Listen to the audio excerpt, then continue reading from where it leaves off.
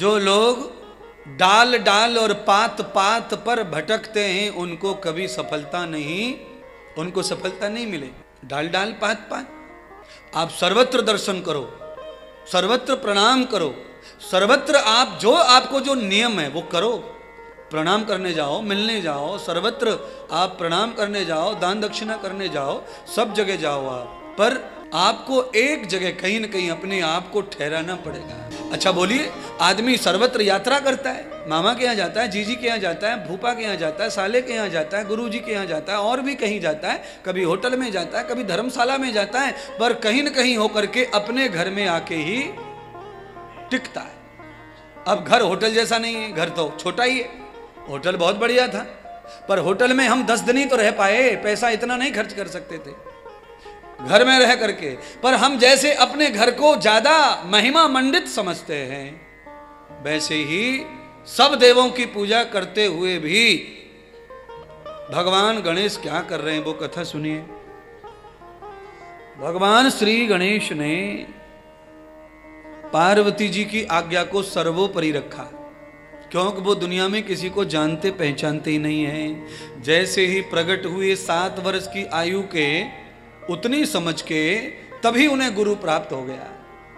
और ये पक्की बात है, 7 साल की आयु में, आज भी मैं चैलेंज करता हूं, हमेशा करता हूं, 7 वर्ष का बच्चा मुझे दे दो और दोबारा कोई जन्म देने वाला उसे ना मिले, उसे आज भगवान बना के ले जा सकते हैं बाद में।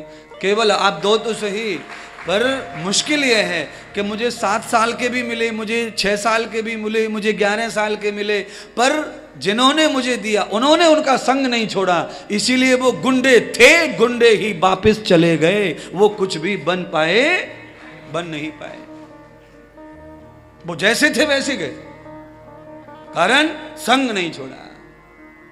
माता पार्वती ने कहा कि मेरे अलावा तेरा कोई दुनिया में, 7 साल का बच्चा भाई मुझे दे दो पैदा करके, और ये लिखित में दे दो कि इसका कोई नहीं है दुनिया में सिवाय इंद्रदेव के।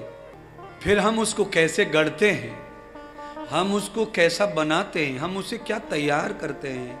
मैं ज़्यादा नहीं कहता, ये पूरा विश्व, ये सारी दुनिया देखती रह जाएगी कि वो क्या है, कौन है, कहाँ से आया, ये निर्माण कैसे हुआ, ये आविष्कार कैसे हुआ। क्योंकि गुरु के हाथ में जो कला होती है वो कला किसी के हाथ में नहीं होती है। गुरु ऐसा निर्माण कर सकता है, पर हमारी बदकिस्मती क्या है, हमें बहुत प्यार मिलता है, हमें समर्पण भी बहुत मिलता है, पर मुश्किल सबसे बड़ी ये है, घर जो कुसंग है वो नहीं छूट रहा किसी का है, कुसंग नहीं छूट रहा है। आज भी हमारे आश्रम में बच्चे रहते हैं पर कुसंग में रहते हैं। मौसी से बतराना जरूरी है, माँ से बतराना है, पिता से बतराना है, बड़े भाई से बतराना है, चाचा के छोरा से बतराना है, सबसे वार्तालाप करना है, रहना हमारा, खर्च हमारा, और दुख सुख वहां बांटना। इसीलिए विकास खत्म हो गया, नुकसान हो गया, बुद्धि शैतान हो गई, निकम्मी हो गई, लुच्ची हो गई, लफंगी हो गई। जिनके खाएं, जिनका सोएं, जिनके नाम से प्यार पाएं, नाम पाएं, उनके लिए ही मरे, तब जाके विकास होगा, तब उन्नति होगी। हाँ, दादा प्यारा, अम्मा प्यारी, चाचा प्यारा, मामा प्यारा, तो स्वर्ग कौन जावेगो, कोई नहीं, यहीं घुट घुट के मरना है, और एक दिन अधूरा ही चले जाना पड़ेगा। आज कोई गया है, 4 महीने बाद कोई जाएगा, फिर कोई आएगा, है। पर बढ़िया बात क्या है, बढ़िया बात यह है कि एक जाता है, इंद्रदेव के यहाँ 5 आते हैं, डबल तिबल आते हैं। ये व्यवस्था परमात्मा की साइकिल है।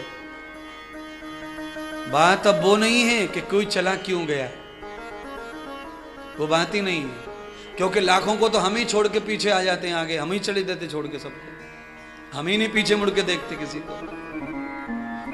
तो छोड़ के जाना या नहीं, बात वो नहीं है, बात ये है कि हमारा ये नुकसान हुआ कैसे, हम अधवर में कैसे फंस गए। इसीलिए फंस गए ना, इतने सारे लोगों के बीच में जिएंगे तो आपको हमारा असर नहीं आएगा ना, फिर आपकी चश्मा वही लगेंगे जिन चश्माओं से मुक्ति चाहिए थी, वही चश्मा लगा हुआ है, तो कैसे लाभ प्राप्त होगा।